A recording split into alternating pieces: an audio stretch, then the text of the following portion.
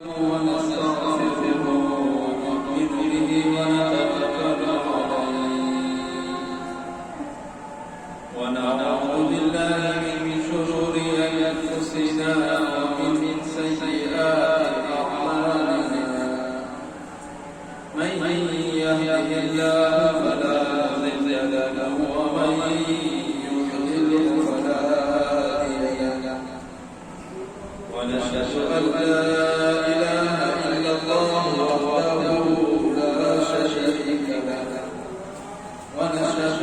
أن محمدا عبده ورسوله أرسله الله تعالى إلى كافة للناس بشيرا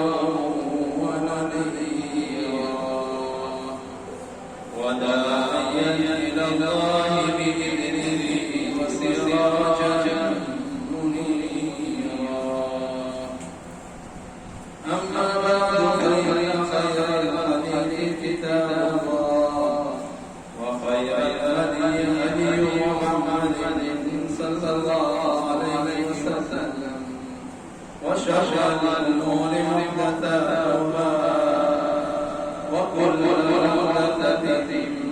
بدعة وكل بدعة ضلالة وكل ضلالة في النار. أعوذ بالله السميع العليم من الشيطان الرجيم. بسم الله الرحمن الرحيم. إن ينصركم الله فلا غالب لكم وإن يخذلكم فمن ذا الذي ينصركم من بعده وعلى الله فليتوكل المؤمنون.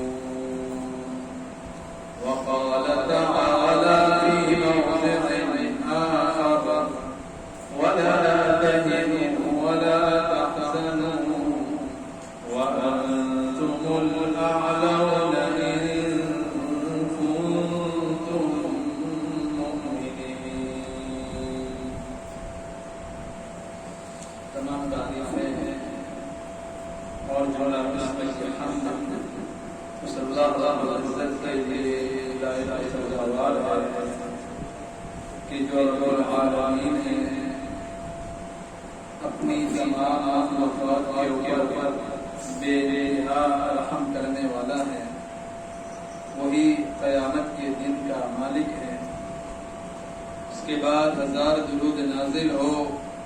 رحمت للعالمین افضل المرسلین خاتم النبیین جناب محمد رسول اللہ صلی اللہ علیہ وسلم پر کہ اللہ رب العزت نے آپ کو اس روئے زمین کے اوپر رحمت للعالمین خاتم النبیین اور بشیر اور نذیر بنا کر مبعوث فرمایا صلی اللہ علیہ وسلم. محترم دوستوں اور بزرگوں، جمعہ کے اس مبارک موقع کے اوپر میں نے آپ کے سامنے اللہ کے نازل کردہ آخری اور مقدس کتاب قرآن مجید کی 2 آیت کریمہ تلاوت کی ہے. اس آیت کا مفہوم، اس کی معانی اور تفسیر کو سمجھنے سے پہلے ایک بات سمجھ لینی چاہیے کہ اس روئے زمین پر بسنے والا ہر انسان، عموماً ہر انسان اور خصوصاً مسلمان، چاہے وہ جہاں کہیں بھی رہتا ہو، جہاں کہیں بھی رہ کر اپنے رات اور دن گزارتا ہو، چاہے وہ گجرات میں رہتا ہو، پشچم بنگال میں رہتا ہو، یا چاہے وہ اوورسیز میں، UK میں، کینیڈا میں، امریکہ میں، یا اپنے اسلامی ممالک گلف کنٹریوں میں رہتا ہو، ان کے بارے میں جب آپ پتہ کریں گے، پوری دنیا کے مسلمان کے بارے میں آپ غور و فکر کریں گے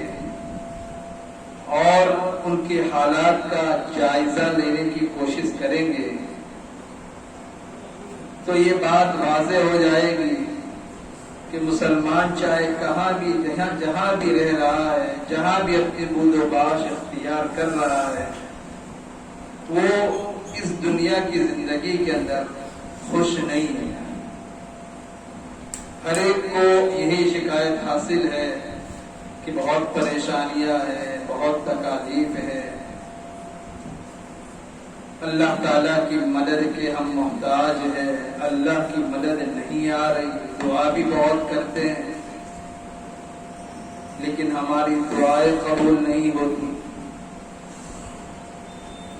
یہ ایک عام بات ہے جو ہر مسلمان کی زبان سے نکلتی ہے۔ اس کے ساتھ ہم اگر اس بات پر غور کریں کہ اگر مسلمان جو نصرت الہی کے جو اسباب ہیں، اللہ کی مدد کیسے آتی ہے، ان اسباب کو اختیار کرے اور ان اسباب کو اختیار کر کے اس کو اپنی زندگی میں لائے، تو آج بھی ہمارا ایمان ہے، آج بھی ہمارا یقین ہے، آج بھی ہمارا یہ عقیدہ ہے کہ اس زمانے کے اندر بھی اللہ تبارک و تعالیٰ کی ایسی ہی مدد حاصل ہوگی جیسے کہ قرون اولیٰ کے اندر آپ صلی اللہ علیہ وسلم کے زمانے کے اندر اللہ تبارک و تعالیٰ نے ان کی مدد فرمائی، فرشتوں کا نزول ہوا، فرشتوں کے نزول کے ذریعے سے مدد فرمائی، اور بہت سارے طریقے سے اللہ رب العزت نے ان کی مدد فرمائی۔ لیکن اس کے لیے ہمیں اپنا عقیدہ اس بات پر مضبوط کرنے کی ضرورت ہے کہ نفع پہنچانے والا بھی وہی ہے، نفع بخش بھی وہی ہے، اور ضرر رسا بھی وہی ہے۔ اگر وہ کسی کو نفع پہنچانا چاہے تو دنیا کی تمام انسان مل کر، دنیا کی پوری طاقت مل کر اس کو اگر نقصان پہنچانا چاہے تو بھی نقصان نہیں پہنچا سکتی جس کو اللہ نفع پہنچا۔ اور اگر اللہ کسی کو نقصان پہنچانا چاہے بطور آزمائش کے، بطور امتحان کے، اللہ کو پسند نہیں کسی کو نقصان پہنچانا۔ اللہ اپنے بندوں کے اوپر بے انتہا رحم کرنے والا ہے۔ ان اللہ بالناس لرؤوف الرحیم، اللہ اپنے بندوں کے اوپر بے انتہا رحم کرنے والا ہے۔ کیسا رحم کرنے والا، اس پر ایک روایت ذکر کر دوں لگے ہاتھ آتے رحمت للعالمین جناب محمد الرسول اللہ صلی اللہ علیہ وسلم کے سامنے بہت سارے جنگی قیدیوں کو لایا گیا۔ جنگ ہوئی، جنگ کے بعد جو قیدی آتے ہیں جنگی قیدی آتے ہیں، بہت سارے جنگی قیدیوں کو لایا گیا۔ ان جنگی قیدیوں کے اندر ایک عورت بھی تھی، اور وہ عورت کا ایک بچہ تھا جس کو وہ تلاش کر رہی تھی۔ جس بچے کو بھی وہ دیکھتی اٹھا لیتی، اٹھا کر اس کو اپنی گود میں بٹھا لیتی، پھر لیکن وہ دیکھتی کہ میرا بچہ نہیں ہے تو اس کو چھوڑ دیتی، لیکن پیار محبت سے اٹھاتی پھر اس کو چھوڑ دیتی۔ کئی بچے کو اس نے اٹھایا لیکن معلوم ہوا اس کو کہ وہ میری اولاد نہیں ہے، میرا بچہ نہیں ہے۔ اس بچے کو اس نے پیار محبت سے واپس اسی جگہ پہ رکھ دیا جہاں سے لیا۔ اتنے میں اس کے بعد بہت تلاش کے بعد اس عورت کو اس کا بچہ مل گیا۔ جب عورت کو بچہ مل گیا تو وہ عورت اتنی خوش ہوئی کہ بچے کو گود میں لے رہی ہے، بچے کو پیار محبت سے چاٹ رہی ہے، اس کو بوسہ دے رہی ہے، اور ساتھ میں بچے کو دودھ بھی پلانے لگی۔ تمام صحابہ اور اللہ کے رسول صلی اللہ علیہ وسلم اس منظر کو دیکھ رہے۔ اس درمیان رحمت للعالمین جناب محمد رسول اللہ صلی اللہ علیہ وسلم نے پوچھا، اے صحابہ کرام، ایک سوال کرتا ہوں آپ سے، میرا ایک سوال ہے آپ سے، اس کو مجھے جواب دیجیے۔ صحابہ نے پوچھا، اللہ کے رسول آپ کا سوال کیا ہے؟ اللہ کے رسول صلی اللہ علیہ وسلم نے فرمایا کہ کیا آپ کا خیال ہے کہ یہ عورت جس نے ابھی اپنے بچے کو تلاش کیا اور اس کو بچہ مل گیا، اس سے وہ پیار کرنے لگی، محبت کرنے لگی، کیا یہ عورت اپنے اس بچے کو اگر اس کو کہا جائے کہ تو آگ میں ڈال دے، آگ میں پھینک دے، تو کیا یہ عورت اس بچے کو آگ میں ڈالنے کے لیے، آگ میں پھینکنے کے لیے کیا تیار ہو جائے گی؟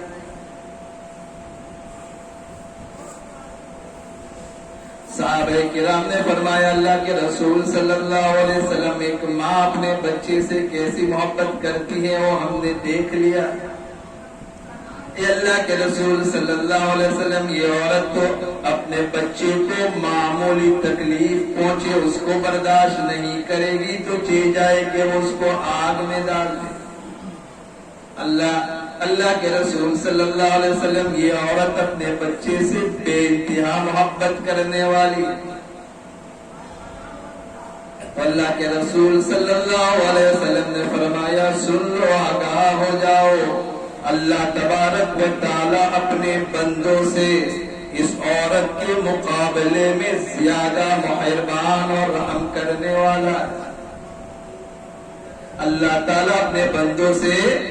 اس عورت کے مقابلے میں جو اپنے بچوں سے محبت کر رہے ہیں اس کے مقابلے میں کہیں زیادہ مہربان اور رحم کرنے والا ہے۔ وہ بھی نہیں چاہتا کہ میرے بندے کو میں جہنم کی آگ میں ڈال دوں جیسا کہ یہ عورت نہیں چاہتی۔ یہ اللہ بے انتہا رحم ہے۔ ان اللہ بالناس لرؤوف رحیم کی تفسیر میں حافظ ابن کثیر نے اس روایت کو ذکر کیا۔ تو میں یہ کہہ رہا ہے، اگر نقصان پہنچانا چاہے، اگر امتحان کے طور پر اللہ رب العزت کسی انسان کو، تو پوری دنیا مل کر، پوری دنیا کے لوگ مل جائے کہ میں اس کو نفع پہنچاؤں، ہم اس کو فائدہ دے گے، ہم اس کو پوری دنیا عطا کر دے، اگر میرے رب نے نہیں چاہا تو پوری دنیا مل کر بھی اس کو نفع پہنچا نہیں سکتی۔ یہ سیدھی بات ہے، بالکل واضح بات ہے، عقیدہ ہونا چاہیے ورنہ ایمان نہیں۔ اسی کی طرف اشارہ کرتے ہوئے رحمت للعالمین جناب محمد رسول اللہ صلی اللہ علیہ وسلم نے حضرت عبداللہ ابن عباس رضی اللہ تعالی عنہما کو نصیحت کرتے ہوئے خطبہ حجۃ الوداع کے موقع کے اوپر بیان فرمایا کہ وَاعْلَمْ أَنَّ الْأُمَّةَ لَوِ اجْتَمَعَتْ عَلَىٰ أَن يَنفَعُوكَ بِشَيْءٍ لَمْ يَنفَعُوكَ إِلَّا مَا قَدْ كَتَبَ اللَّهُ لَكَ۔ ابن عباس رضی اللہ تعالی عنہ، آپ جان لیجئے کہ اگر پوری دنیا کے لوگ متفق ہو جائے، ان الامت لو اجتمعت، اگر اس دنیا میں رہنے والے، اس دنیا میں جنم لینے والے، دنیا میں اپنی زندگی گزارنے والے، اگر سب کے سب لوگ متفق ہو جائے اس بات کے اوپر کہ وہ تجھے نفع پہنچائیں گے، علی ان ینفعوک، تجھے نفع پہنچانے کے اوپر متفق ہو جائے، تجھے فائدہ دلانے کے اوپر متفق ہو جائے، اللہ کے رسول صلی اللہ علیہ وسلم نے فرمایا لم ینفعوک بشیء، وہ آپ کو نفع نہیں پہنچا سکتے، وہ آپ کو نفع نہیں دے سکتے مگر اتنا ہی جتنا نفع اللہ نے آپ کی تقدیر میں لکھ دیا ہے۔ جتنا نفع اللہ نے آپ کے مقدر میں لکھ دیا، یعنی جتنا اللہ نے چاہا اتنا ہی نفع پہنچا سکتے۔ اگر اللہ نے بالکل نفع دلانا نہیں چاہا تو ذرہ برابر بھی نفع نہیں پہنچا سکتے۔ وَلَوِ اجْتَمَعُوا عَلَىٰ أَن يَضُرُّوكَ بِشَيْءٍ لَّمْ يَضُرُّوكَ، اور اگر وہ اس بات پر متفق ہو جائے، اس بات کے اوپر سب کا اتفاق ہو جائے، اگر سب لوگ اس بات پر جمع ہو جائے کہ وہ تمہیں نقصان پہنچائے، تمہیں مارنے کے اوپر آ جائے، تمہیں قتل کرنے کے اوپر آ جائے، تمہیں کسی طریقے سے نقصان پہنچانے پر آ جائے، یہ روزانہ ہوتا ہے، کسی کے ساتھ بگڑتی ہے، معاملہ ادھر ادھر ہوتا ہے، اس کے پیچھے پڑ جاتے ہیں۔ روایت کو سنے اور اس پر میں حدیث سے مثال اور قصے بھی ایک دو سناؤں گا، صحیح ہے کیسے پتا ہے۔ اگر سب لوگ نقصان پہنچانا چاہے، تمہاری ہتیا کرنا چاہے، آخریت نقصان سے بڑا اور نقصان تو کوئی ہو نہیں سکتا، یا کسی طریقے سے بھی نقصان پہنچانا چاہے تو فرمایا پوری دنیا، حکومت، سیاست، سب چیزیں مل کر، طاقت، دنیا کی سپر پاور، اگر سب مل جائے، سب متفق ہو جائے کہ فلاں ایک آدمی کو ختم کرنا ہے، مار دینا ہے،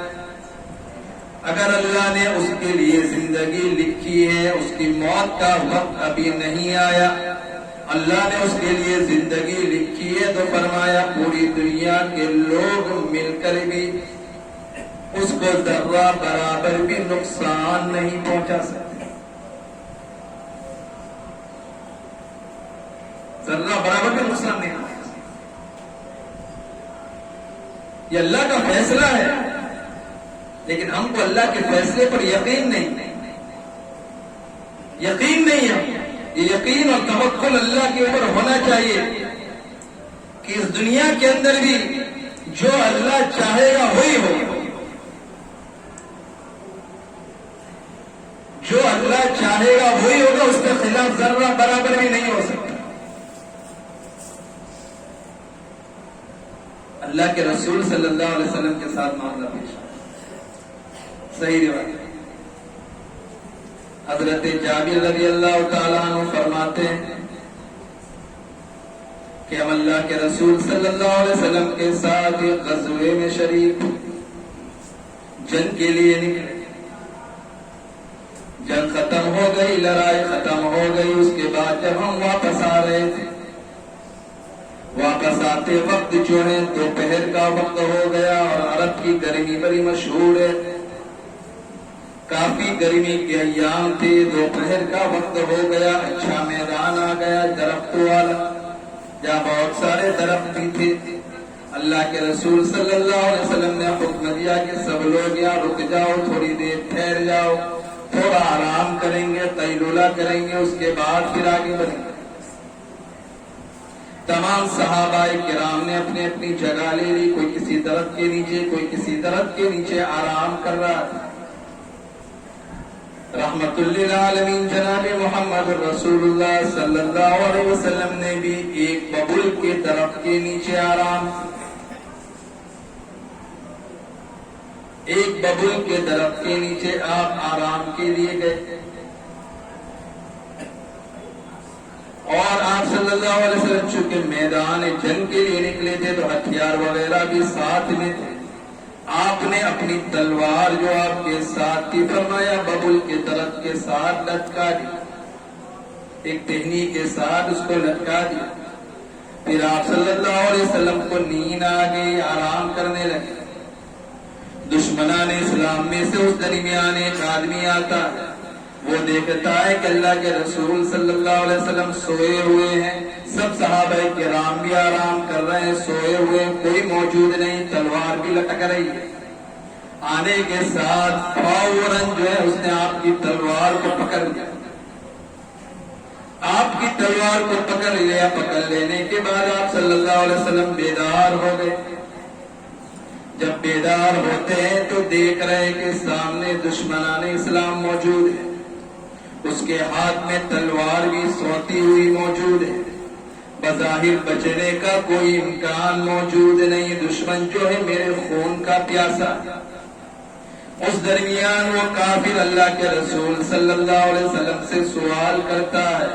کہ من یمنعک منی، اے محمد صلی اللہ علیہ وسلم آپ مجھے بتلا دیجئے کہ آج تم کو مجھ سے کون بچائے گا؟ من یمنعک منی، آج تم کو مجھ سے کون بچائے گا؟ تمہاری حفاظت مجھ سے کون کرے گا؟ اندازہ لگائیے کیسا موقع ہے۔ ہم تو صرف بول رہے ہیں، ہم تو صرف زبان سے ادا کر رہے ہیں اس کے واقعی 3 سال، لیکن جس پر گزری ہوگی آپ صلی اللہ علیہ وسلم کو کیا حال ہوگا اگر ہم پر ایسے حالت ہے کہ موت بالکل آنکھوں سے نظر آ رہا ہے۔ ایسا ہے کہ میں کچھ گھڑیوں کا مالک ہوں، لیکن قربان جائیے رحمت للعالمین جناب محمد الرسول اللہ صلی اللہ علیہ وسلم پر ایسے کٹھن موقع کے اوپر، ایسے فیصلہ کن موقع کے اوپر ایمان کی تازگی،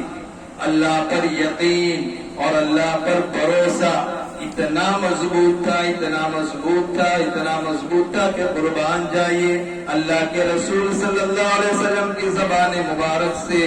توحید کی صدا نکلتی ہے، اللہ تبارک و تعالیٰ کی کبریائی بیان ہوتی ہے۔ اللہ کے رسول صلی اللہ علیہ وسلم کی زبان مبارک سے جب وہ کہتا ہے کہ آج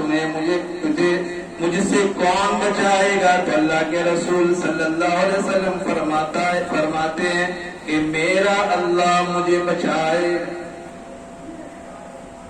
میرا اللہ جو ایک ہے وہی مجھے بچائے۔ اگر وہ مجھے بچانا چاہے تو پوری دنیا مجھے نہیں نقصان پہنچا سکتی۔ یہ جملے کا آپ کی زبان سے نکلنا تھا، صحیح بخاری کی روایت، یہ جملے کا آپ کی زبان سے نکلنا تھا، ادھر کافر کا ہاتھ لرزنے لگا، کانپنے لگا، کودنے لگا، اچھلنے لگا۔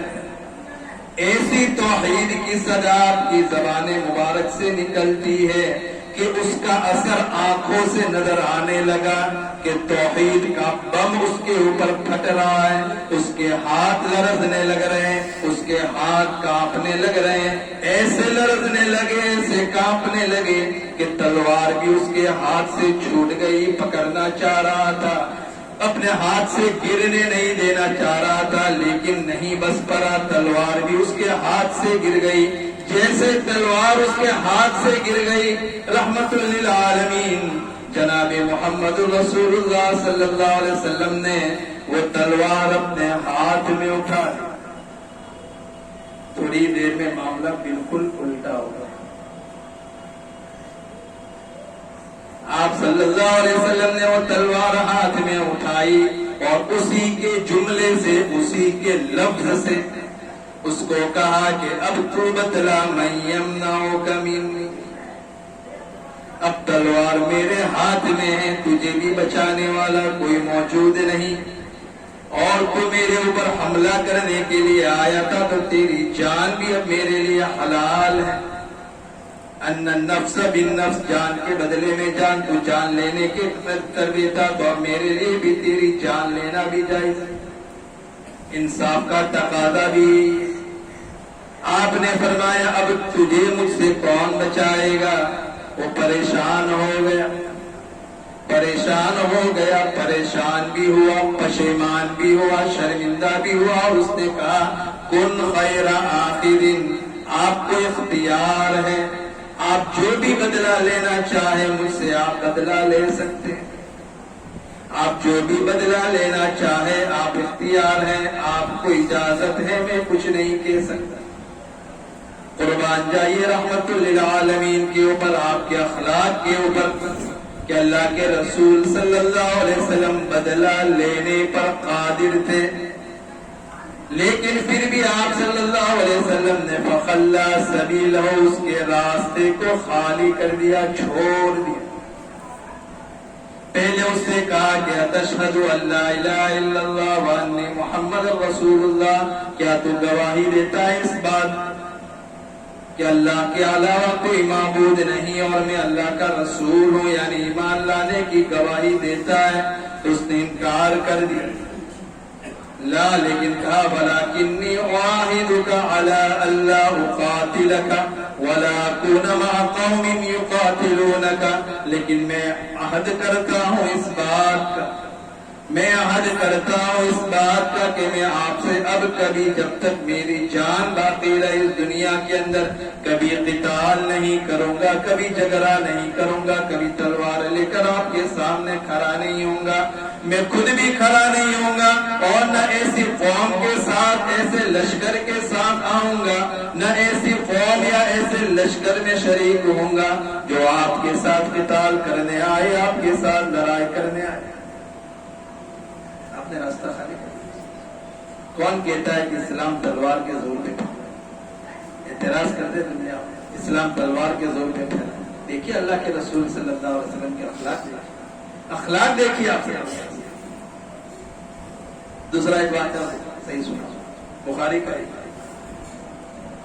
ایک اللہ پہ یقین ہونا چاہیے۔ اللہ پہ یقین جب انسان کو ہوتا ہے تو اللہ کی مدد حاصل ہوتی ہے۔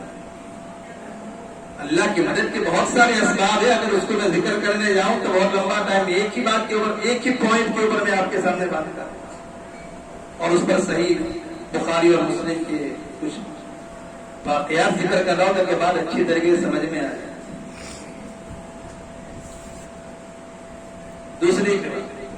دوسرا آپ صلی اللہ علیہ وسلم کے ساتھ آنے والا ایک واقعہ، اللہ کے رسول صلی اللہ علیہ وسلم ہجرت کے لیے نکلے،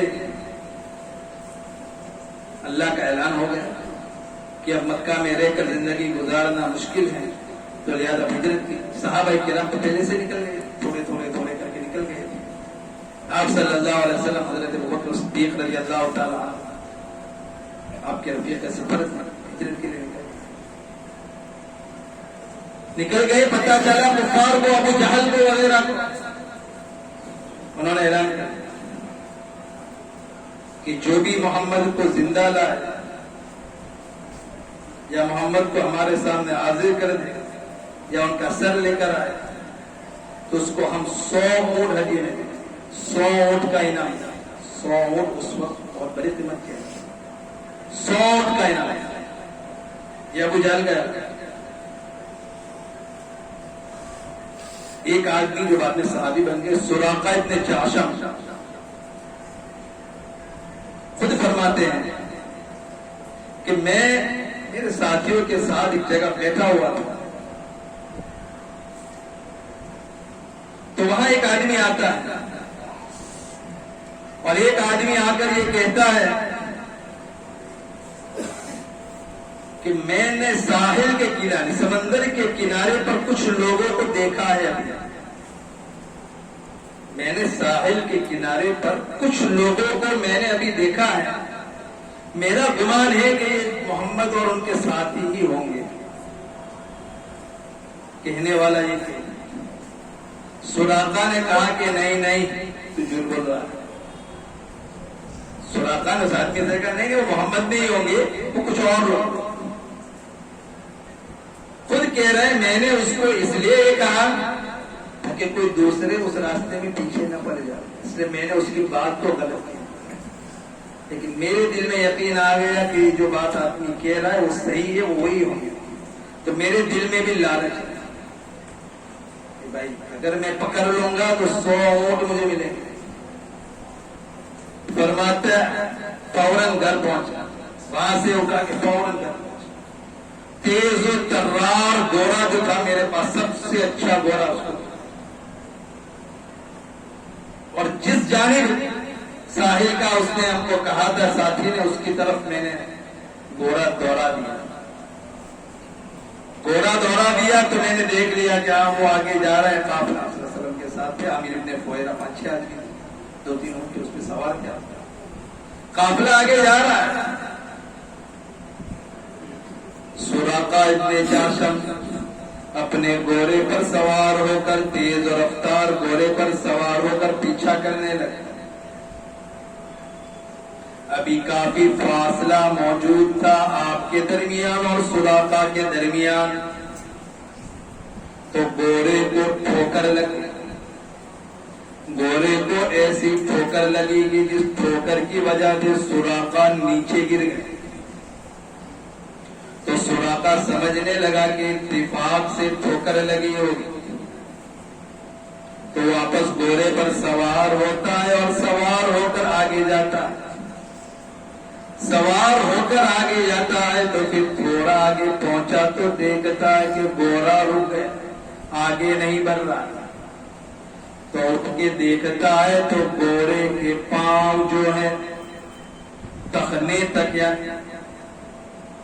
زمین کے اندر آگے کے دو پاؤں ٹخنے تک گھس چکے ہیں، پھر تک گھس چکے ہیں، اوپر نہیں آ رہے، اس لیے گھوڑے کا آگے چلنا مشکل ہو رہا، نیچے ہو گیا۔ اسی طریقے سے خوب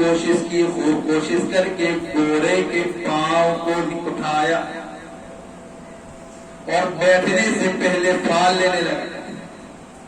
وہ لوگ پہلے پھال لے، تیر کی طریقے سے پھال لیتے، اچھی پھال بری پھال کیا، اس سے آگے بھی فیصلہ کرنا۔ جب پھال لی اس نے تو پھال میں بھی اس کے لیے بات یہی نکلی کہ تیرے لیے آگے سفر کرنا اچھا نہیں ہے، یعنی نیک پھال نہیں نکلی، پھال بھی بری نکلی کہ آگے تجھے پریشانی مشکلیں ہی ہوگی۔ لیکن چونکہ وہاں لالچ تھی، حرص تھی کہ مجھے کچھ رقم مل جائے گی، مجھے اونٹ سوا مل جائے گی، واپس گھوڑے کے اوپر سوار ہوتا، واپس گھوڑے کے اوپر سوار ہوتا، سوار ہو کر آگے چلنے لگتا ہے، تیز تلوار گھوڑا دوڑاتا ہے۔ خود سراقہ فرماتا ہے کہ میں آپ صلی اللہ علیہ وسلم سے اتنے قریب پہنچ جاتا ہوں کہ آپ صلی اللہ علیہ وسلم کی زبان مبارک سے آپ قرآن کی تلاوت کر رہے تھے، وہ قرآن کی تلاوت بھی میں سن رہا ہوں۔ مائک کا دور تو تھا نہیں، قرآن کی تلاوت جو ہے وہ سن رہا ہے، اندازہ لگا کتنے قریب پہنچ گیا ہوگا، اس بات میں کتنے قریب پہنچ گیا۔ میں آپ کی تلاوت بھی سن رہا ہوں، اور خود فرما رہا ہے کہ آپ صلی اللہ علیہ وسلم تو سکون اور اطمینان کے ساتھ تلاوت کر رہے، آپ کو کوئی فکر نہیں۔ لیکن حضرت ابوبکر صدیق رضی اللہ تعالی عنہ وہ بہت زیادہ فکر مند معلوم ہونے لگے، وہ کبھی ادھر دیکھتے تھے، کبھی ادھر دیکھتے تھے، کبھی آگے کبھی پیچھے۔ اور یہ بھی معلوم ہونا چاہیے کہ سیدنا حضرت ابوبکر صدیق رضی اللہ تعالی عنہ کی یہ فکر بھی اپنے لیے نہیں تھی، اپنی ذات کے لیے نہیں تھی، بلکہ رحمت للعالمین جناب محمد رسول اللہ صلی اللہ علیہ وسلم کے لیے فکر مند تھی۔ جب بالکل قریب پہنچ گیا تو میں دیکھ رہا ہوں کہ میرا گھوڑا بالکل اسٹاپ کر گیا، بالکل اسٹاپ کر گیا، اتنا اسٹاپ تو میں اب دیکھ رہا ہوں کہ میرے گھوڑے کے اگلے دونوں پاؤں جو ہیں گھٹنوں تک، یہاں تک جو ہے زمین کے اندر گھس گئے۔ اب میں سمجھ گیا کہ اب میرے بس کی بات نہیں، تو میں آپ صلی اللہ علیہ وسلم کو پکارتا ہوں کہ میں آپ کے ساتھ امن اور شانتی کی بات کرنے کے لیے آ رہا، میں آپ کی جان کے لیے نہیں آ رہا ہوں۔ تو آپ صلی اللہ علیہ وسلم اس کے قریب آتے ہیں، آپ صلی اللہ علیہ وسلم جب قریب آتے ہیں اور اس نے صلح کی بات کی ہے، اب اس کا معاملہ بدل جاتا ہے، تو گھوڑے کے پاؤں بھی نکل جاتے ہیں، اور فرماتا ہے کہ جب گھوڑے کے پاؤں زمین سے نکلتے ہیں تو اس میں سے اتنا دھواں نکلتا ہے، اتنا دھواں نکلتا ہے کہ اوپر آسمان تک پہنچ جاتا ہے۔ صحیح بخاری کا حدیث۔ اللہ کے رسول صلی اللہ علیہ وسلم اس وقت سے کہتے ہیں، وہ خود کہتا ہے کہ اللہ کے رسول صلی اللہ علیہ وسلم مجھے معاف کر دیجیے، پورا واقعہ بیان کر دیتا ہے کہ میں آپ کے پیچھے اس لیے پڑا کہ وہاں یہ اعلان ہو چکا ہے کہ جو بھی محمد کو لے آئے گا اس کو 100 اونٹ ملیں گے، تو اس کی لالچ میں آپ کے پیچھے پڑا ہوں، اب میں آپ کے خلاف کوئی کارروائی نہیں کروں گا، آپ صلی اللہ علیہ وسلم سے معاہدہ کرتا ہے کہ میں اب یہاں سے جا رہا ہوں، جو بھی راستے میں ملے گا میں اس کو یہاں سے ہٹا دوں گا، آپ کو تکلیف نہیں پہنچانے دوں گا۔ اس درمیان اللہ کے رسول صلی اللہ علیہ وسلم سے وہ کہتا ہے کہ اللہ کے رسول ایک عہد نامہ، ایک امن نامہ مجھے لکھ کر دے دیجئے کہ میں تمہیں امن دیتا ہوں۔ میں نے آپ کے ساتھ امن کا معاہدہ کیا، آپ نے بھی میرے ساتھ امن کا معاہدہ کیا، ایک امن کا معاہدہ لکھ دیجئے۔ آپ عامر ابن فہیرہ جو رفیق سفر تھے ان سے کہتے کہ آپ لکھ دیجئے، ایک چمڑے پر لکھ کر اس کو دے دیا جاتا۔ پھر آپ صلی اللہ علیہ وسلم اپنی زبان مبارک سے اسے ایک بات کہتے ہیں، پیشن گوئی کہتے ہیں، اے سراقہ ابن جوشم، یاد رکھ لے وہ وقت کیا ہوگا، اس وقت تیرا کیا حال ہوگا کہ جب کسرا کے بادشاہ کے کنگن تیرے ہاتھ میں پہنائے جائیں گے۔ کسرا بادشاہ کے کنگن تیرے ہاتھ میں پہنائے جائیں گے۔ اندازہ لگائیے اس وقت کسرا بادشاہ نے، آج کا امریکہ ایران کا بادشاہ، اس وقت اس کا دور تھا پوری دنیا میں، تو وہ بادشاہ کے کنگن جیسے آدمی کے ہاتھ میں، یہ کیسے ہو سکتا ہے؟ یہ آپ صلی اللہ علیہ وسلم کی پیشن گوئی تھی کس طرح؟ سراقہ ابن جوشم کی روایتوں میں آتا ہے۔ اس کے بعد اس واقعے کا اس کے اوپر بہت زیادہ اثر، اس وقت تو وہ مسلمان نہیں ہوا، لیکن بعد کا آپ کی زندگی کے اندر ہی وہ مشرف اسلام ہوا، مسلمان ہو گیا۔ مسلمان ہونے کے بعد حضرت عمر فاروق رضی اللہ تعالی عنہ کے دور کے اندر جب کسرا فتح ہوا، عجم کے بھی مالک ہوئے مسلمان، کسرا کے بھی مالک ہوئے، حضرت عمر فاروق رضی اللہ تعالی عنہ نے مدینے کے اندر کسرا کے جو کنگن تھے، کسرا کی جو سب چیزیں تھی، سب چیزیں منگوائی، سب چیزیں منگوائی، اور اس کے دونوں کنگن تھے، حضرت سراقہ ابن جوشم رضی اللہ تعالیٰ عنہ کو بلا کر حضرت عمر فاروق رضی اللہ تعالیٰ عنہ وہ دونوں کنگن اس کے ہاتھ میں۔ اس وقت ان کا حال بڑا نہیں تھا، لیکن اللہ کے رسول صلی اللہ علیہ وسلم کی پیشن گوئی دنیا کے اندر ہی بالکل صحیح ثابت۔ یہ اللہ کے اوپر یقین، جب انسان کو اللہ کے اوپر یقین ہو جاتا ہے، اللہ تبارک و تعالی انسان کی مدد کرتا ہے۔ تو کیا جس طرح اللہ رب العزت نے اللہ کے رسول صلی اللہ علیہ وسلم کی مدد فرمائی، کیوں مدد فرمائی؟ آپ کا ایمان ایسا، آپ کا یقین ایسا، قرآن اور حدیث، عقیدہ مضبوط، اگر انہی اوصاف سے اگر ہم بھی متصل ہوں گے تو کیا اللہ تعالیٰ ہماری مدد نہیں کرے گا؟ ہماری مدد نہیں کرے گا؟ ضرور مدد کرے گا، ہمیں یقین ہونا چاہیے۔ اور اس سے پہلے اللہ کے رسول صلی اللہ علیہ وسلم اور صحابہ کرام کا جیسا ایمان تھا، ایسا ایمان لانا تھا۔ اپنے ایمان کو مضبوط بنانے کی ضرورت ہے۔ اللہ رب العزت سے دعا کرے کہ اللہ تبارک و تعالی ہم سب کو صحیح معنوں میں قرآن اور حدیث پر چلنے کی توفیق عطا فرمائے۔ اللہ تعالی ہم سب کو صحیح معنوں میں قرآن اور حدیث کا کثرت سے مطالعہ کرنے کی توفیق عطا فرمائے۔ آپ صلی اللہ علیہ وسلم کی سیرت کا مطالعہ کرنے کی توفیق عطا فرمائے۔ آپ صلی اللہ علیہ وسلم کی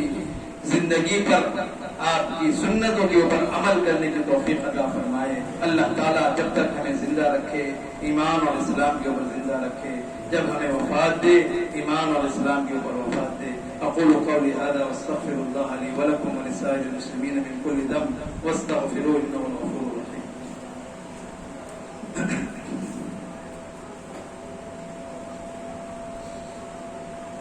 الحمد لله نحمده ونستعينه ونستغفره ونؤمن به ونتوكل عليه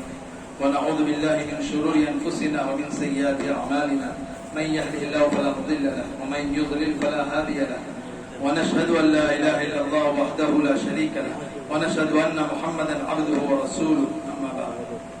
قال الله تبارك وتعالى ان الله وملائكته يصلون على النبي يا ايها الذين امنوا صلوا عليه وسلموا تسليما، اللهم صل على محمد وعلى ال محمد كما صليت على ابراهيم وعلى ال ابراهيم انك حميد مجيد، اللهم بارك على محمد وعلى آل محمد كما باركت على إبراهيم وعلى آل إبراهيم إنك حميد مجيد. ایک اعلان یہ بھی ہے کہ آئندہ کل عشاء کی نماز کے بعد صوبائی جمعیت اہل حدیث گجرات کی طرف سے فضیلت الشیخ محسن جناگری صاحب کا بیان رکھا گیا ہے اسی مسجد کے اندر.